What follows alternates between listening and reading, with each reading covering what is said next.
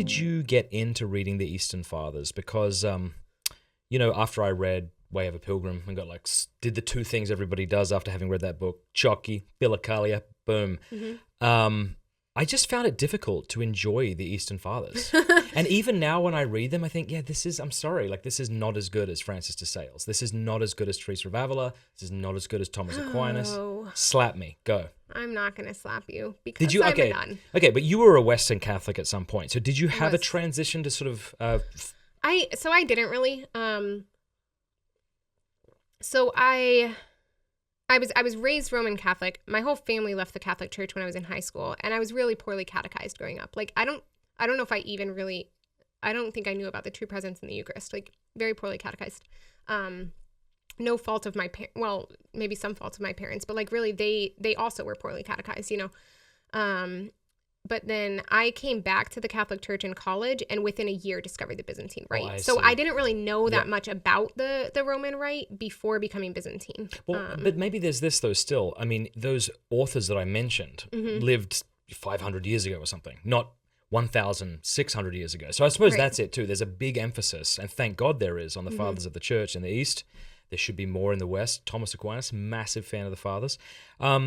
So I suppose maybe that's it. Like sometimes reading the fathers, it just feels like it's not connecting with me, and I feel bad about that. And I don't know how. Do I have to pretend that it's connecting with me? That's obviously not the answer. Right. Did you ever have that, or how did you get introduced to the Eastern Fathers? I didn't, but I would say, first of all, my piece of advice would be don't do what Matt did, and don't start with the Philokalia.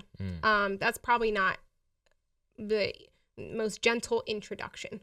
Because what you have to remember is for the Philokalia, like these are hardcore ascetics, monks who are living just extreme lives in the desert, writing for other monks who are living hardcore extreme lives in the desert.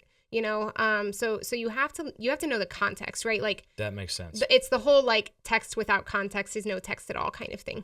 And I'm quoting Father Sebastian Carnazzo on that, I think, which he probably got it from somewhere else. But anyways, so there's that. I would one of the things that I really loved, well, I really like the writings of Origen, which is a little bit awkward because like some of the things that may or may not have been heresy and so on and so forth. But some of the things just are heresy. But anyways, there's what got me, I'll say this, what got me first into the Eastern Fathers was probably just like little snippets I'd seen used in other things. So one example of this, have you ever read Cantata of Love? No. Oh, read Cantata of Love. Really? You're not going to take my How do you spell it? No, I will. I'm writing it down. How do you spell it? Cantata, Cantata. Okay. You need to flip your pen. Yeah. What does that mean? Song. Yeah. That makes sense. Yeah. Of love. Who wrote it? Sorry, I'm really putting you on the... No, it's okay. Blaise Armignon is maybe how you say the last name. Arminjon.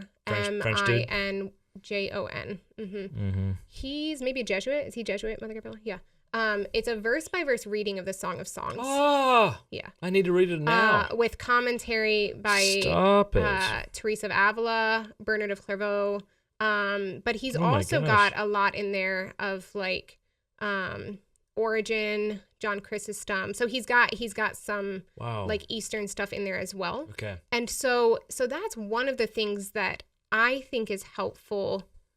Like I can now read just the Desert Fathers and love it. Yep. I can read The Ladder of Divine Ascent by Climacus, which is so intense, and love it because I have the context, and because I have the context of all of the things that we sing in the liturgy every day and things like that.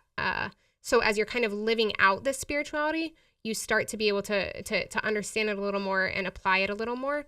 But without that, or until you're there, I think it's helpful to read things in which other people are using the Eastern Fathers in context. That's what something like this book does. So Cantata of Love, is there another one you'd recommend?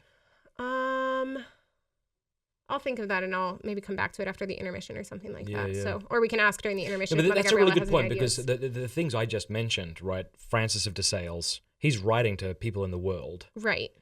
Thomas Aquinas is, believe it or not, at least in the Theologia, writing for beginners, maybe even just beginning theology students. Teresa of Avila is different. She's writing to her You know sisters, what? but Here's another example.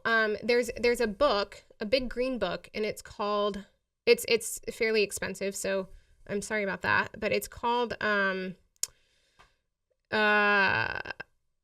the Orthodox. Do you remember what it's called, Mother Gabriel? The Green Bible. The Bible and the Holy Fathers. And what it is it's got the daily readings for the year. Oh, the daily readings in the East are different than in the West, but it's got the daily readings for the year. But there's also an index in the back. So if you wanted to try to find like the daily Roman readings, you could do that. Yep. So it's got the daily readings for the year. And with each reading, it has some sort of excerpt, like a homily or something like that, by one of the church fathers on that reading. That's lovely. So it'll have lovely. it'll have John 6 something, and then a homily by St. John Chrysostom on John 6. And so this is another really good one, because it's like these are homilies that are being given to the people in the churches. You know, so typically it's there's one on there that's this homily on St. John Chrysostom on friendship. That's like, I use this as my litmus test for friendship now. Like, it's just so beautiful. Have you ever heard of the Cantea Aurea by Thomas Aquinas? Huh. Okay, so what he does is it's a commentary on the Gospels, Matthew, Mark, Luke, and John, in which he only quotes the church fathers to comment on the verse. So none of it's his own, and he actually quotes Chrysostom more than any other father. There you go. Yeah, so that would be another way. Chrysostom, the golden tongue. Yeah. Yeah, exactly. Yeah. That's always what I try to give. If I ever go to an ordination, I buy that. Here's how to do better homilies. Thomas Aquinas giving you the Father's commentary on the Gospels. Have you ever heard of Cantina, the app? No. Oh yeah, that's probably that. There's an app in which it steals that. That probably is it. Okay. I think it means the golden chain. Okay. So for those who don't know, Cantina is this app you can download. And it's got the whole Bible, and then you can click on any verse in the Bible. Yeah. And it pulls up like a bunch of commentary by Eastern Fathers. I bet you that's based on Thomas Aquinas' work. There you go. There you go. If you like that clip, be sure to like and subscribe. Cheers.